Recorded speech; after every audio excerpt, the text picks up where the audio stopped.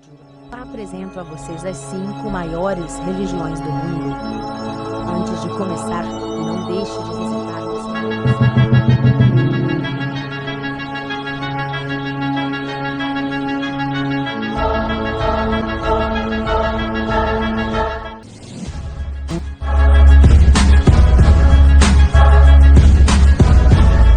religião cristã tem 3 vertentes principais.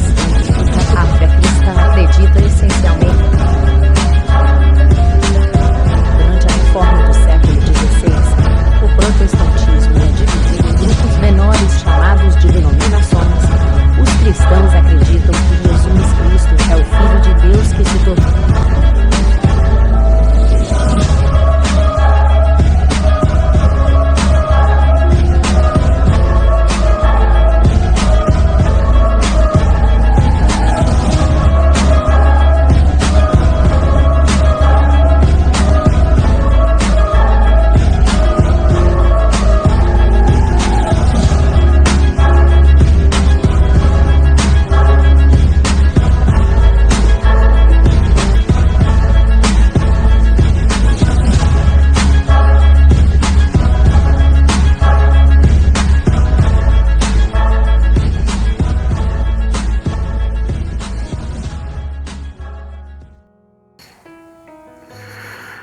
As forças ideológicas anticristãs atuam no modo sutil e sofisticado, especialmente no campo semântico. Mudar o significado e o conteúdo das palavras é uma estratégia para que as reengenharias sociais sejam aceitas por todos, sem protestar e de forma alguma. Por isso, o significado da linguagem internacional mudam continuamente, e os cristãos percebem então uma estranheza, um mal-estar, mas não conseguem de imediato contrastar o que está acontecendo. E muitos, até inconscientemente, acabam fazendo o jogo do inimigo. Crescem as divisões internas, os desentendimentos entre os fiéis e a evasão. Santo Agostinho, em sua grande obra Cidade de Deus, tenta nos deixar que a prisão da alma é, de um certo modo, um tanto quanto nosso, desde o começo da nossa consciência.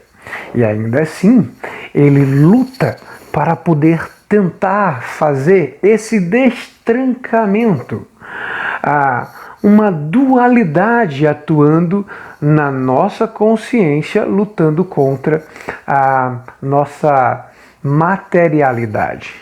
Portanto, explica ele em que essa luta é em vão, porque não há simplesmente em nossa consciência correndo uma guerra, um descontentamento do eu, assim se faz. O próprio Senhor Jesus Cristo nos descreveu que nos daria poder, que até mesmo se feras e escorpiões nos atentassem, tal poder nos deixaria imune de todo o mal que poderia nos atracar.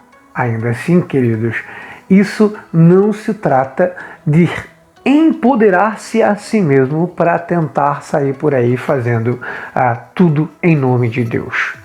Poder global e reengenharia social é algo que nos deixa uma janela enorme, não só no campo do pensamento, como diz Sanaúra, a guerra do lado contrário é simplesmente nos fazer, por uma linguagem diferente, ser trancado nas nossas consciências daquilo que podemos chamar de poder da liberdade. Portanto, eu queria, junto com vocês, deixar mais a continuidade das indicações desse grande livro do Juan Cláudio Sanaúra, Poder Global e Reengenharia Social. Vamos lá para os tópicos mais importantes, e esse segundo vídeo, garanto a você que vai fazer a sua coragem de liberdade de pensamento tomar campo na sua vida e fazer de você uma pessoa não tão inteligente, mas um quanto tanto melhor. Missionários que acompanharam os exploradores e colonizadores portugueses. Na época, o Estado controlava a atividade eclesiástica, sustentava a igreja, nomeava bispos e párocos e concedia licenças. A igreja também foi atuante na época da independência. A igreja deixou de ser uma instituição oficial do Estado. O país foi proclamado um Estado laico, com liberdade religiosa, mas os padres católicos continuaram atuando na sociedade brasileira.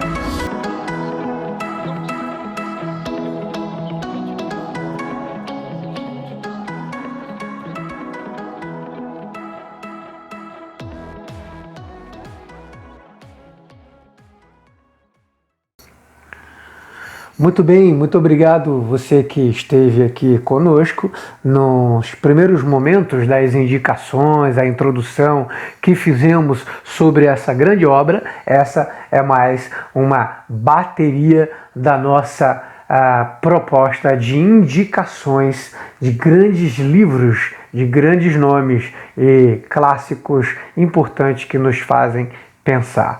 Quero levar você agora a pensar que o poder global não se trata tão somente daquilo que nós queremos como poder próprio, ter para poder nos angariar de consciências que não é nossa. Portanto, há forças culturais circulando por aí. Há simplesmente economias e políticas fazendo mundo nos submundos da pobreza. A sociedade, ela vive num afã de uma imposição de uma nova ordem mundial. É a destruição de toda uma história da humanidade. Parece que não, mas pasmem você, se não tomemos cuidado. Daqui para frente, toda perversão dos pormenores da vida e a anticoncepção vem acompanhada de aborto, eutanásia, a investigação dos embriões humanos e por aí vai.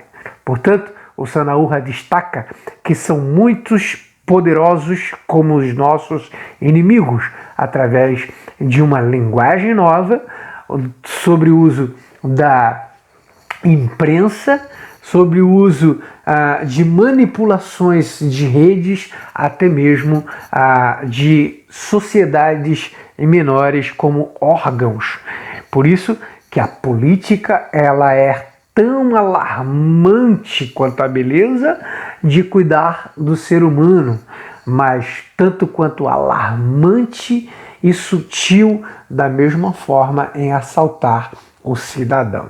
A interpretação dos direitos humanos vem correndo sobre um curso onduloso que fazem somente os elucidativos pensarem e contribuírem de uma certa forma. Portanto, o cidadão, com a sua hermenêutica ideológica, até mesmo dando origem a nomes de comunidades, ONGs e tudo mais, faz com que uma infinidade de pseudos direitos e serviços politicamente corretos sejam correlacionados a uma felicidade de vida. Mas não é isso. Saiba, a nossa colonização de direitos humanos está sendo assaltado com as consciências das organizações grandes e poderosas que começaram lá no Oriente, visando um projeto de poder global. Com isso, um pensamento único muda, ou pelo menos tenta mudar, a cultura, a religião e até mesmo a cadeia de todos os povos. É isso, meu querido. Infelizmente, é isso. nós queremos agora deixar com vocês as indicações principais dos primeiros capítulos deste grande livro da série de resenhas. E nós contamos com a sua atenção, assim também com os nossos convidados. Marcelo, daí cuido de ouvir você atentamente com as suas citações e até mesmo críticas sobre os trechos escolhidos a dedo. Confiamos que daí sairá o melhor.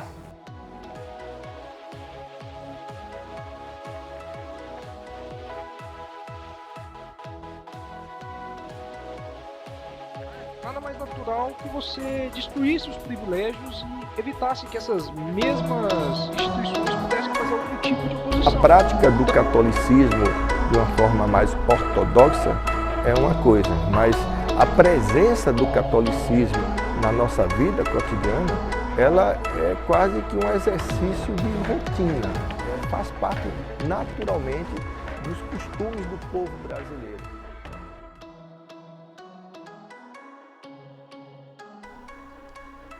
Fala, meu amigo Pablo, e aí, como é que vai, meu querido? Vamos nessa? Minha contribuição aqui na resenha desse livro maravilhoso que a gente está fazendo aqui. Aqui na minha mão, estou com ele aqui, ó. Poder Global e Religião Universal, do Juan Cláudio, cadê aqui? Juan Cláudio Sanaúja. Nós estamos fazendo a resenha desse livro. E a minha contribuição agora vai de uma citação do capítulo 1. Eu vou citar para vocês aqui, aonde ele intitulou esse primeiro capítulo como o projeto de poder global e a reengenharia social. E logo no primeiro parágrafo ele já explica o que ele quer dizer com essa questão da reengenharia social, o projeto global para essa reengenharia. Olha o que diz aqui. Nas chamadas grandes conferências internacionais dos anos 90, organizadas pelas Nações Unidas, elaborou-se um projeto de poder global, um projeto de poder totalitário. Como tal, tenta dar uma resposta única e universal a todas as questões que possam ser postas pelos seres humanos, em qualquer situação em que se encontrem e onde quer que estejam. Para tanto, é necessário, como é lógico, colonizar a inteligência e o espírito de todos e de cada um dos habitantes do planeta. Então, o Sanaúja trabalha aqui com essa questão do propósito global da ONU, que a princípio parece para muitos, até hoje ainda parece para muitos, ser uma coisa boa. Um projeto de poder global aonde ele consiga controlar, trazer paz, um convívio pacífico entre os povos da Terra. E esse era um dos propósitos da ONU, quando ela foi fundada logo após a Segunda Guerra, se não me falha a memória. Porém, o Cláudio Sanaúja, ele explica que isso tem um preço. Obviamente que ele diz aqui que para que isso aconteça é necessário colonizar a inteligência e o espírito de todos e de cada um dos habitantes do planeta. Então, isso é perigoso, porque se você unificar todos os pensamentos como se fossem um só, você vai estar concentrando o poder sobre aquele ou aquela entidade ou aquela pessoa que conseguir dominar esse pensamento único. Isso é perigosíssimo, né? Nós sabemos que isso não cheira bem. Então, essa coisa de colonizar a inteligência, hoje nós estamos passando por uma situação, estamos em junho de 2020 ainda, aí sob a pandemia do vírus chinês, e o uso de máscaras, por exemplo. O uso de máscaras é um padrão que foi colocado universalmente no mundo todo mundo está usando. Muitos estão usando sem até questionar, porque eles estão recebendo de uma entidade que seria idônea, ou hábil para falar sobre a saúde, que é a OMS, e todo mundo está usando máscara, às vezes sem contestar. existem já alguns estudos que mostram a ineficácia da máscara para esse fim, de proteger a pessoa da contaminação do vírus, enfim. Então, já existe um experimento em andamento, que a gente pode ver hoje, né? Essa questão de uma norma global para todos os habitantes da Terra. Isso não vai parar aqui, isso vai avançar, né? E no decorrer do livro, o Sanaúra ele vai explicando como esse processo de avanço já está caminhando, já vem há alguns anos, né, sendo testado. Enfim, essa aí é primeiro apontamento que eu faria do capítulo 1, para ser aqui bem breve nesse nosso bate-papo. Pois é, e certos setores, Marcelo, deste cristianismo que nós fazemos parte, ele escapa ou não escapa dessa colonização e o tanto quanto essa ordem mundial tem organizado silenciosamente esses malfeitos para nós. O que é de fato essa reengenharia, ou pelo menos o quanto tanto que eles podem nos tentar ao ponto de nos deixar medo e até mesmo aprisionados sobre as acusações do nosso fundamentalismo, do conservadorismo social.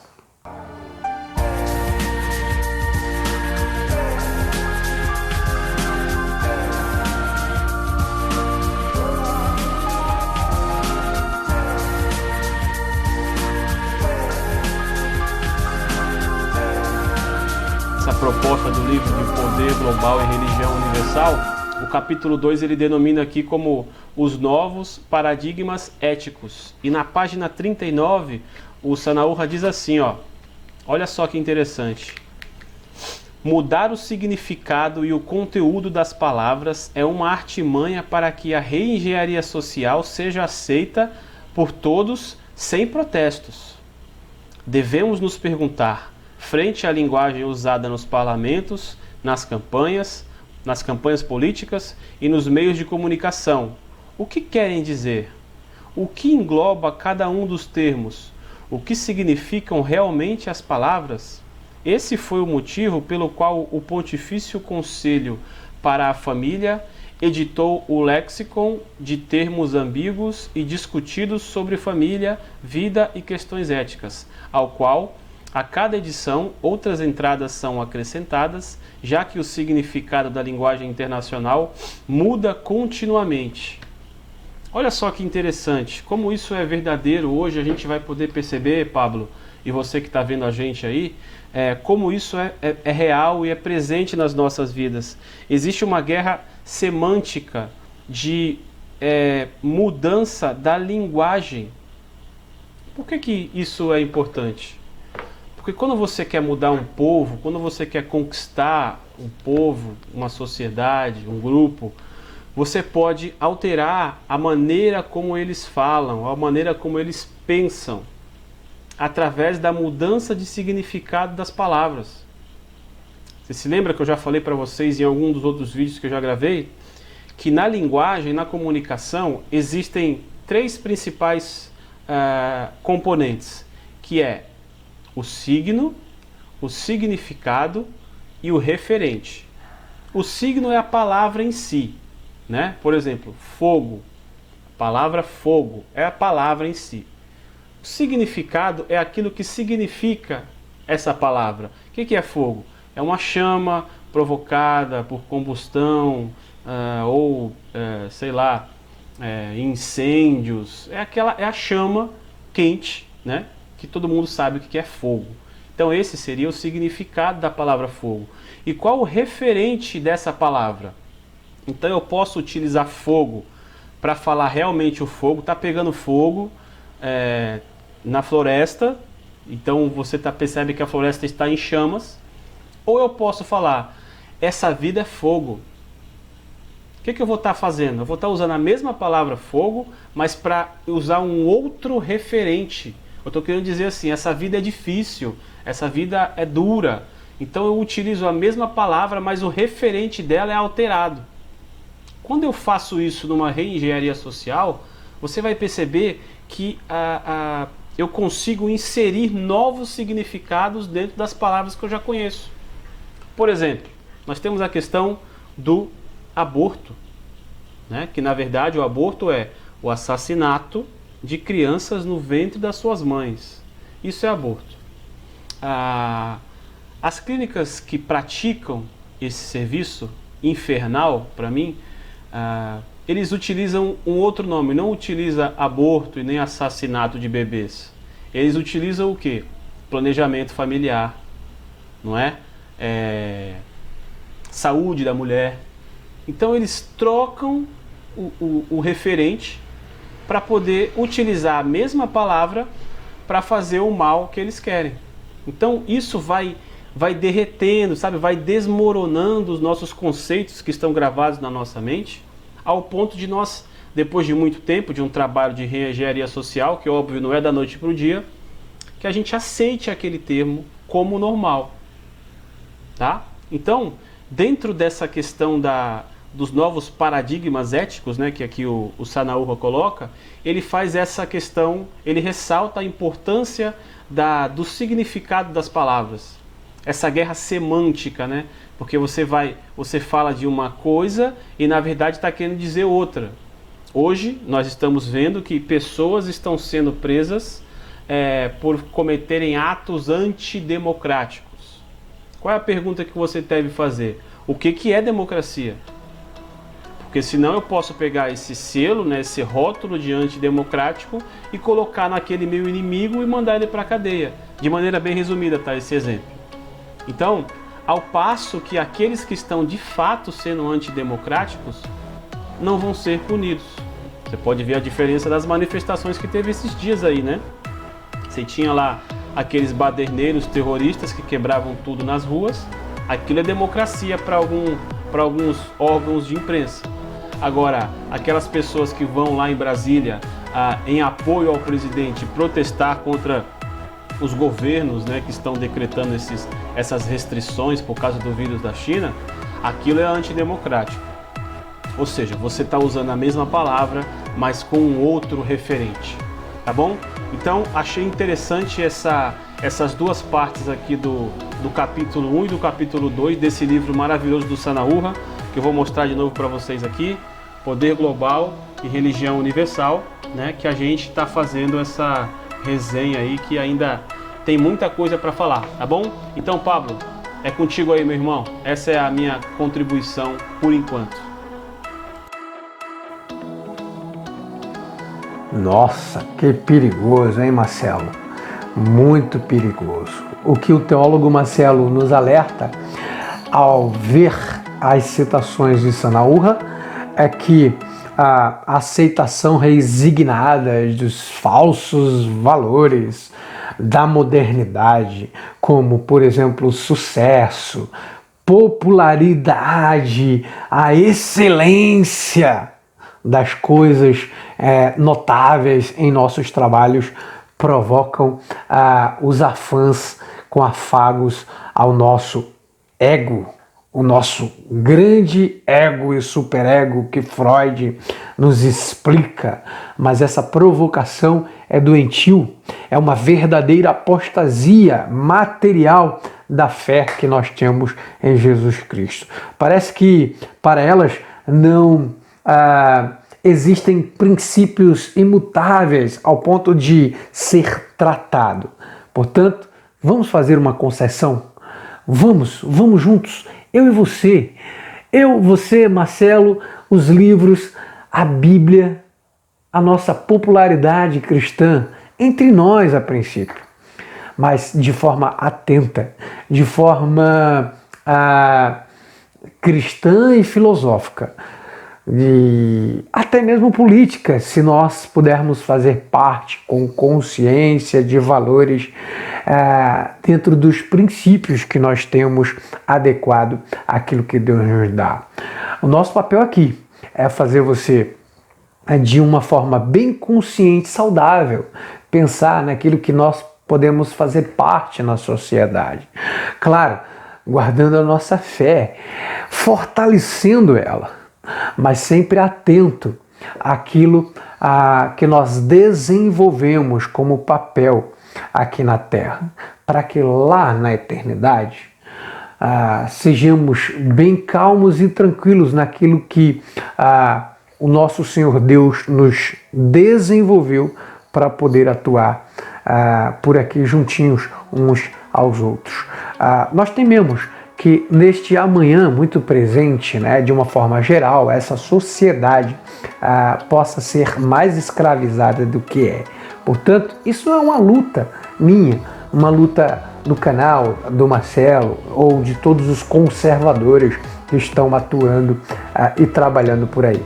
Mas é uma luta do povo, de um povo sábio, inteligente, que ainda pode resgatar a sua integridade social, que pode resgatar uma democracia correta, de forma adulta, madura, que pode sim um dia fazer valor a partir do seu lar, a partir da sua consciência, do seu coração, amando o próximo e trabalhando, servindo a Ele, servindo a Deus, em consequência servindo ao Estado e à nossa nação. Que você seja abençoado, que você se motive a ler matérias de resenhas como essa, que encoraje você a ser um grande leitor. Na sua vida, Deus seja convosco e aqui ficamos para mais uma oportunidade, para mais um encontro. Em nome de Jesus, até a próxima. Shalom.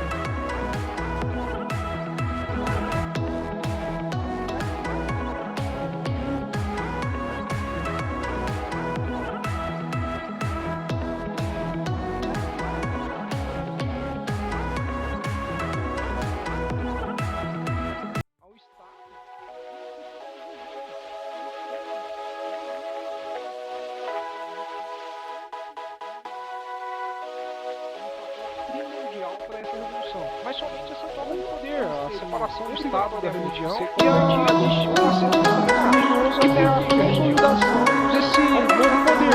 Isso se tornava uma consequência pela busca desse novo Estado. Mas aí a gente deve pensar, qual que é a diferença entre o Estado laico e o Estado religioso? Você tem que ter o Estado laico, as religiões são totalmente separadas do poder. Já nos Estados Unidos foram iniciativas religiosas destinadas a propagar os princípios do cristianismo aos povos nem cristãos. Preciso dizer que os da força da escravidão era justificar para as pessoas serem salvas. E a Inquisição, então, que foi o esforço produzido pela Igreja Católica no sentido de identificar os hereges, ou seja, aquelas pessoas que começavam a ter essas diferenças no ensinamento da Igreja, e é porque tão percebendo que existe uma diferença colossal entre a cultivação das religiões com as cultivações conferencializadas pelo Estado, quando esse era ligado às instituições religiosas. E queria ter uns representantes mais permitidos.